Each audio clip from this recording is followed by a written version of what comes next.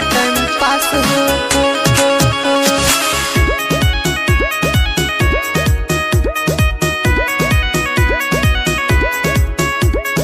कैसे बताई रही केतना ले खास हो, कैसे बताई रही केतना ले खास हो। गैल सत भतरी कई के टाइम पास हो, गैल सत भतरी कई के टाइम पास हो, गैल सत भतरी कई के टाइम पास हो। 400 के प्यार रहे पूरा विश्वास हो, गैल सत भतरी कई के टाइम पास हो, गैल सत भतरी कई के टाइम पास हो, गैल सत भतरी कई के टाइम पास हो, गैल सत भतरी कई के टाइम पास हो, गैल सत भतरी कई के टाइम पास हो।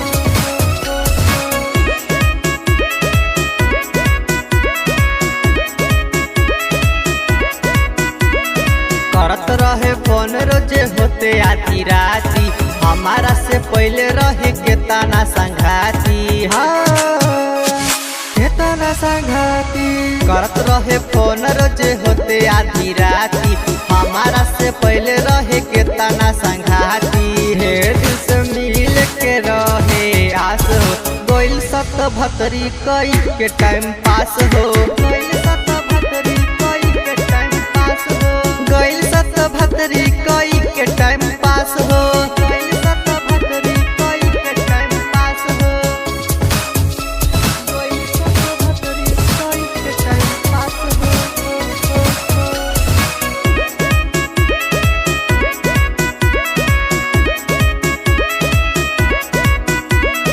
मीठी मीठी बात करी मुकेश के पोलहिलस, दोसरा से जाके रोजे माजा उठैलस।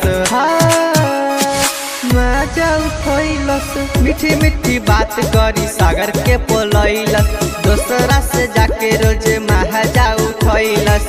असक सब बात बतैले खास हो, गैल सत भतरी कई के टाइम पास हो, गैल सत